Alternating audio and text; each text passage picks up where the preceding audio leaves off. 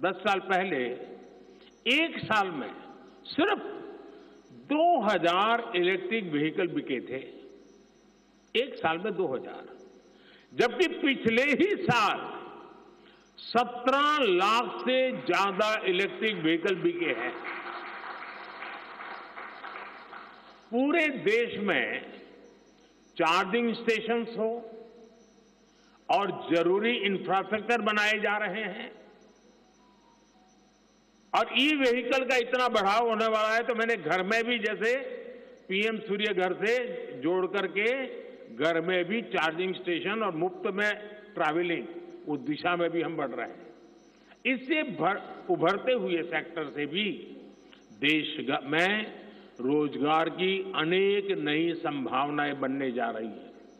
साथियों, भाजपा का संकल्प भारत को दुनिया के हर उभरते हुए सेक्टर्स का ग्लोबल हब बनाने का है। वो समय दूर नहीं जब भारत दुनिया का ग्रीन एनर्जी हब होगा, फार्मा हब होगा, इलेक्ट्रॉनिक्स हब होगा, ऑटोमोबाइल हब होगा, सेमीकंडक्टर हब होगा, इनोवेशन हब होगा, लीगल इंश्योरेंस हब होगा, कॉन्ट्रैक्टिंग कॉमर्शियल हब होगा। वो दिन दूर नहीं जब दुनिया के बड़े बड़े इकोनॉमी सेंटर्स भारत में होंगे। Bharat global capability centres, global technology centres, global engineering centres का बहुत बड़ा हब बनेगा। स्पेस में भी हम एक बहुत बड़ी ताकत के रूप में, विश्व में बहुत बड़ी ताकत के रूप में उभरेंगे और उसके लिए निश्चित रोड मैप से हम आगे बढ़ेंगे। और ये भारत के यूथ के लिए इतनी सारी अपॉर्चुनिटीज लेकर आएगा जिसकी उन्होंने शायद कल्पना भी नहीं की होगी। साथियों, आज विश्व में अनिश्चितता के बादल छाए हुए हैं, युद्ध की स्थिति बनी हुई है, तनावपूर्ण है पूरा विश्व। संकट के ऐसे समय में इन क्षेत्रों में रह रहे भारतीयों की सुरक्षा, ये हमारी प्राथमिकता है। और जब दुनिया में इतना प्रकार के भांति भांति प्रकार के तनाव चलते हो, तूफान चलते हो, तब ऐसे समय में भारत में एक मजबूत, पूर्ण बहुमत वाली स्थिर सरकार की आवश्यकता अनेक गुना बढ़ जाती है। ऐसी सरकार जो देश को आर्थिक रूप से भी समृद्ध बनाए, ऐसी सरकार जो देश को विकसित भारत की तरफ तेज गति से ले जाए, और भाजपा इसके लिए संकल्पबद्ध है। आज आपने देखा है कि भाजपा का ये संकल्प पत्र, भाजपा का ये मैनिफेस्टो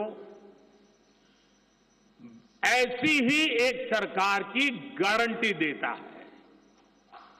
भारत विश्व बंधु के तौर पर मानवता के कल्याण के लिए निरंतर प्रयासरत रहेगा।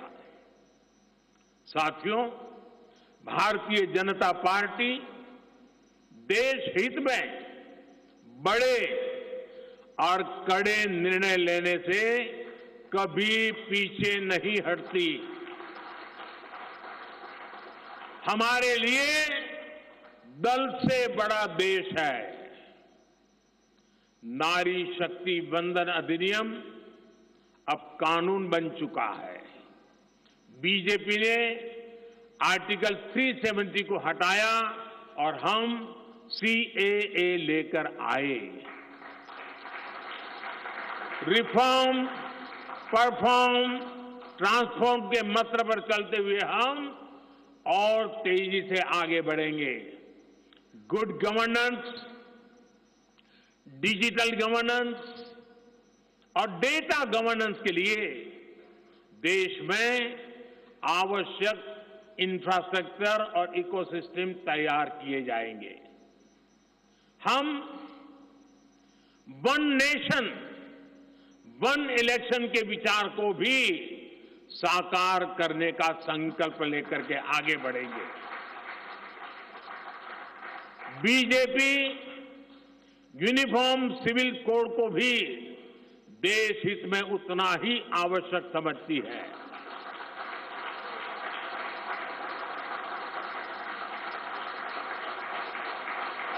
आपने देखा है कि पिछले 10 साल में भ्रष्टाचार पर भाजपा सरकार ने कितनी बड़ी कड़ी कार्रवाई की है।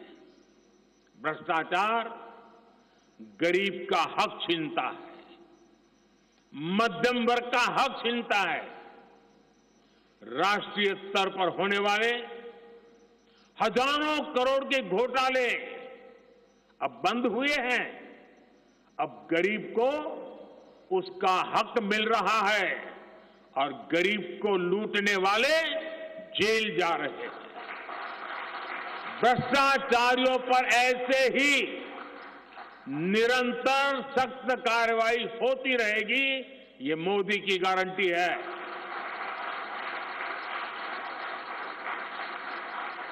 साथियों, मैंने लाल किले से कहा था कि यही समय है, सही समय है। आने वाले 1000 वर्षों के लिए भारत के भविष्य को तय करने वाला ये उत्तम से उत्तम अवसर है, उत्तम से उत्तम समय है। भाजपा के संकल्प पत्र पर 4 जून के नतीजे के बाद तुरंत तेजी से काम शुरू हो जाएगा।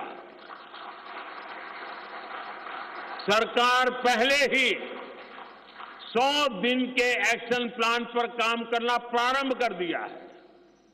देश के लोगों का एम्बिशन, देश के 140 करोड़ वासियों का अपना एम्बिशन, ये मोदी का मिशन है।